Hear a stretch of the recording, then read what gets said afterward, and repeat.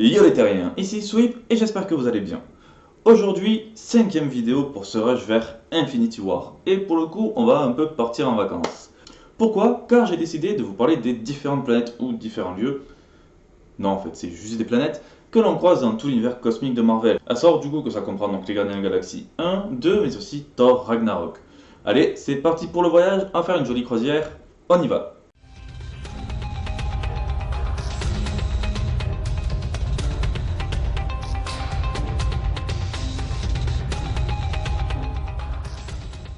Pour le coup, aujourd'hui, je vous parlerai de 8 planètes que l'on croise à travers l'univers cosmique de Marvel.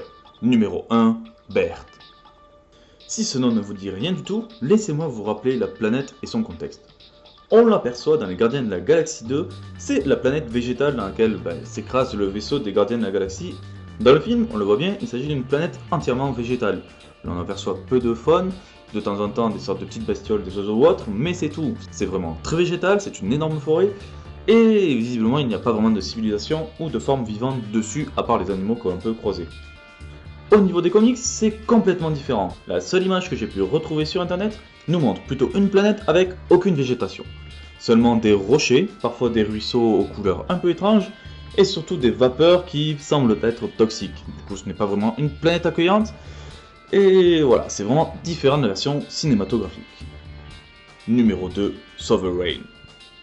Dans ma vidéo sur les races aperçues dans le MCU, je vous ai expliqué déjà que la race des souverains n'existait pas vraiment dans les comics et que je voyais cela comme un mélange entre l'Enclave, Adam Warlock et l'Église universelle de la vérité. Du coup, vous vous doutez bien qu'il n'existe pas vraiment de planète au niveau des comics, car elle n'existe pas, on le sait bien.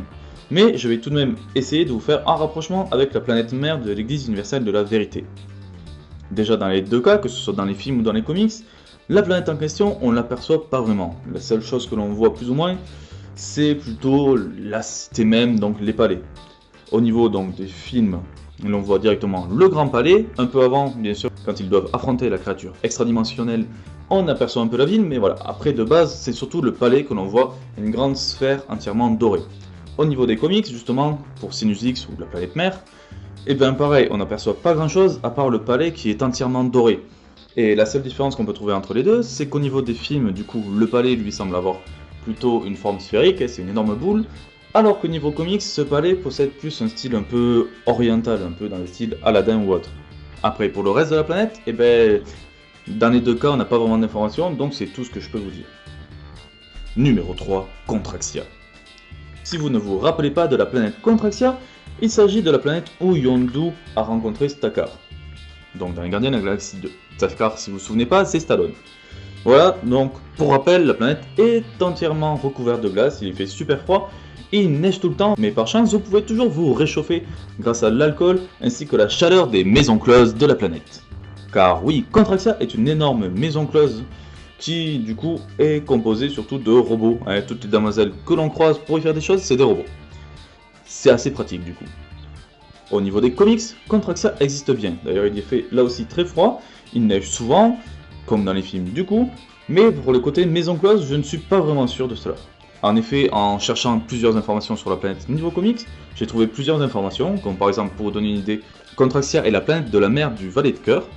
Mais voilà, par rapport aux maisons closes, la seule information que j'ai trouvée c'était sur Wikipédia, donc on sait tous que Wikipédia c'est pas forcément ça, où du coup ça parle rapidement de maison close, donc je ne suis pas sûr que voilà, niveau comics, la planète soit aussi olé olé qu'au niveau des films.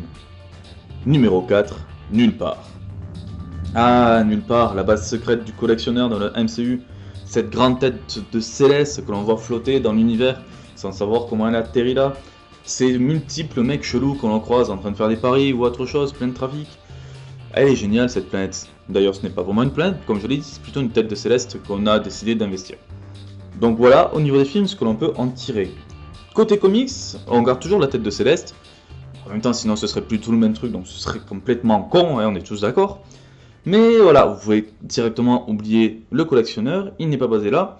Le côté un peu malfrat, il n'est pas vraiment là non plus, car en fait il y a déjà une sécurité au niveau donc de Nulle part. Oui, Nulle part c'est le nom français, donc de Knowhere sinon, qui gère toute la sécurité, donc il n'aime pas qu'il y ait des batailles ou autre. Et sur ce qu'il faut se souvenir, bon certes il y a des magasins et tout, mais il n'y a pas vraiment de trafic, et surtout c'est la base de Cosmo et l'ancien QG des Gardiens de la Galaxie au niveau des comics. Numéro 5, le Kiln. Ah, le Kiln, c'est un lieu très important au niveau du MCU car c'est à cet endroit que les Gardiens de la Galaxie se sont formés. En effet, avant ils étaient plus ou moins formés, mais il manquait Drax, et c'est au niveau de cette prison qu'ils se sont directement tous rassemblés.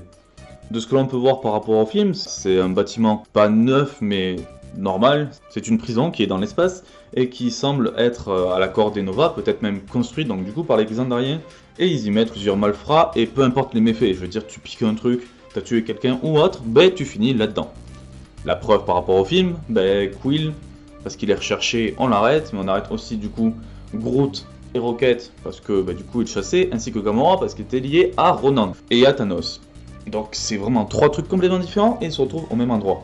Mais au niveau des comics, bon certes le Kiln est aussi une prison mais c'est vraiment très différent. Bon déjà elle ne possède pas cet aspect de bâtiment, en fait il s'agit de plusieurs sphères géantes qui sont reliées entre elles. C'est pour ça que d'ailleurs la prison du Kiln, on les appelle plutôt les lunes du Kiln, parce qu'en fait ce sont plusieurs grosses lunes autour d'un endroit, que je vous expliquerai juste après. Mais surtout en fait par rapport au film, là ce que l'on sait c'est que la prison du Kiln n'a pas été construite par la cohorte de Nova. Déjà de base, elle existait au tout début de l'univers vu que Galactus y enfermait les dieux proméens à l'intérieur.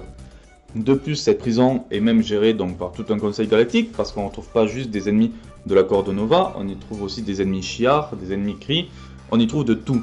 Donc c'est vraiment pan-galactique, c'est vraiment pour tout le monde. La spécificité en plus que l'on peut retrouver par rapport à ces lunes du Kiln, c'est que ce sont aussi des sources d'énergie car elles se trouvent proches de la cascade de Crunch, pas les céréales bien sûr, c'est une sorte de soleil de source d'énergie, et donc elles génèrent une énergie illimitée. Numéro 6, Xandar. Dans le MCU, Xandar est une planète très avancée, et elle est entière, on le voit très bien, où du coup il y a beaucoup de choses, beaucoup de gratte-ciel, ce sont des grandes villes, et il s'agit surtout donc d'une ville cosmopolite, d'un peuple cosmopolite. On le voit souvent, surtout dans la cohorte de Nova, c'est que des Xandariens, mais dans la rue on voit plein de races. Par exemple, rien que pour vous donner une idée, le coursier, lui voilà, il n'est pas Xandarien, il n'est pas comme eux, donc c'est vraiment très cosmopolite. Mais comme je l'ai dit, par contre, tout ce qui semble être un peu hiérarchique, hors de Nova ou autre, c'est vraiment juste des Xandariens. Donc sans doute que c'est un peu une planète vraiment visitée, mais c'est vraiment une planète Xandarienne. Côté comics, au départ, pareil, c'était là aussi toute une planète comme il fallait, avec donc les Nova et tout. Sauf qu'après la première destruction qui a été faite donc de Xandar, du coup, il a été rassemblé des morceaux de terre qui flottaient dans l'espace, et ils furent tous placés donc dans des dômes. Du coup, c'est un esprit vraiment différent. La planète que l'on peut voir donc au niveau du MCU ressemble plus du coup à la planète de départ et non aux terres qui se retrouvent dans des dômes comme on peut le voir dans les comics. Numéro 7, Sakaar. Dans le MCU, on nous présente Sakaar sous plusieurs aspects. Donc tout d'abord, il s'agit de cette planète avec les multiples vortex qui se retrouvent donc dans le ciel. Il y en a des tonnes, on l'a tous vu dans Thor Ragnarok. Et surtout, ces vortex lâchent des déchets. Du coup, une bonne partie de la planète, c'est une déchetterie. Il y a des objets de partout, des vaisseaux, des morceaux de coque. Il y a tout et n'importe quoi qui se trouve dans les environs. Mais à côté de ça aussi, nous avons une grande cité avec du coup la plus grande attraction de la planète. Il s'agit des arènes de gladiateurs. Et à la tête de tout cela, le grand maître. Côté comics, c'est assez différent. Bon, déjà pour clarifier la chose, je n'ai pas lu le comics Planète Hulk, mais j'ai regardé beaucoup d'informations, j'ai regardé beaucoup d'images sur internet pour essayer de vous parler comment ça se passe niveau comics. Déjà, vous pouvez oublier le grand maître, car celui qui gère les combats de gladiateurs dans les arènes, c'est l'empereur Red King, donc ce n'est pas le grand maître. En plus, côté haute technologie, c'est pas vraiment ça, il faut savoir que Sakaar, à la base, c'est plutôt une terre sauvage. Et pour ce qui est des vortex, d'après ce que j'ai vu dans le Incredible Hulk qui arrive avec le Marvel Legacy, les vortex, ils existent vraiment. Bon, en tout cas, il y en a au moins un, vu que visiblement c'est par là que Amadeus Cho arrive. Mais c'est tout, voilà, à part le côté combat gladiateur, la planète n'a vraiment rien à voir par rapport au film. Numéro 8, Morag. Je vous ai rapidement parlé de la planète Morag lors de ma première vidéo sur le Rush d'Infinity War, lorsqu'on parlait des entités. D'après ce que l'on sait, il n'y a aucun penchant comics pour la planète, il semblerait vraiment qu'elle n'existe que pour le MCU. D'après le web, par le passé, Morag était une planète habitée par une civilisation très avancée, il semblait d'ailleurs très sage et devait connaître beaucoup de choses car dans les ruines, comme je l'ai dit, on semble apercevoir des entités. De plus, il possédait même et semblait protéger la pierre du pouvoir afin donc de la garder. Mais tous périrent lors d'une catastrophe naturelle, les océans recouvrèrent en fait toute la Terre et du coup ils périrent, tout simplement. Mais de temps en temps, visiblement, il arrive que l'océan redescende, rendant ainsi les ruines accessibles, et c'est comme ça que Star-Lord est venu récupérer l'orbe de pouvoir. Et vu que l'on parle du temple, nous avons de grandes questions à nous poser, car la pièce qui enferme l'orbe possède une gravure que l'on retrouve sur tous les murs et même au sol. Il s'agit de la gravure que je vous ai montrée par rapport aux entités. On voit donc ces 4 personnes qui entourent les 6 pierres d'infinité. Il semblerait donc que le peuple de la planète soit au courant de l'existence de toutes les pierres et non d'une seule. Mais première question, qui était ce peuple? Certaines rumeurs sur internet parlent des Chiméliens, car en fait lors d'un passage sur Morag, on peut voir un squelette avec une sorte de crâne de cheval qui du coup ressemble aux Chiméliens comme dans les comics. Mais vu que rien n'a été expliqué et confirmé dans le MCU, ce ne sont que des théories. De plus, vu les connaissances du peuple par rapport aux pierres d'infinité, il y a une autre rumeur qui raconte aussi que le peuple était en contact avec les célestes. Et en effet, on peut se poser la question, car le peuple gardait la pierre de pouvoir, et la pierre de pouvoir, on la recroise plus tard dans le film, lorsque le collectionneur nous montre un céleste en train d'utiliser pour détruire une planète. Donc comment ont-ils réussi à obtenir la pierre de pouvoir s'il appartenait à un céleste? C'est une grande question. Donc, il est possible que le peuple soit en contact de base avec les célestes. Mais du coup, on n'en sait pas plus. Il y a vraiment beaucoup de mystères autour de cette planète très ancienne. On ne sait pas grand chose dessus et je pense qu'on n'apprendra jamais d'informations supplémentaires tout au long des films du MCU, vu qu'ils vont essayer de développer d'autres choses après les pierres d'infinité. Et du coup, c'est fini pour cette vidéo.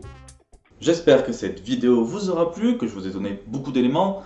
Bien sûr, voilà, tout ce que je dis, il peut y avoir quelques erreurs, surtout par rapport aux comics, car il y a certains comics que je n'ai pas lus, ou d'autres, voilà, je les ai jamais trouvés dans les récits que j'ai, donc ça existe peut-être qu'en VO, donc j'ai pu faire des erreurs. Si c'est le cas, déjà mettez-le moi en commentaire. Sinon, vous pouvez toujours me mettre donc un pouce bleu ou un pouce rouge si vous avez aimé la vidéo ou non. Vous avez le droit de mettre un pouce rouge si vous n'avez pas aimé, je vous en voudrais pas, c'est normal. Mais par contre, laissez-moi des commentaires parce que je cherche à m'améliorer. Après, bien sûr, vous pouvez me suivre sur les réseaux sociaux avec d'un côté Facebook et de l'autre Twitter. Vous pouvez toujours partager cette vidéo, d'ailleurs ça me fera très plaisir. Et surtout, n'hésitez pas à vous abonner à la chaîne. Sur ce, ciao tout le monde et à la prochaine.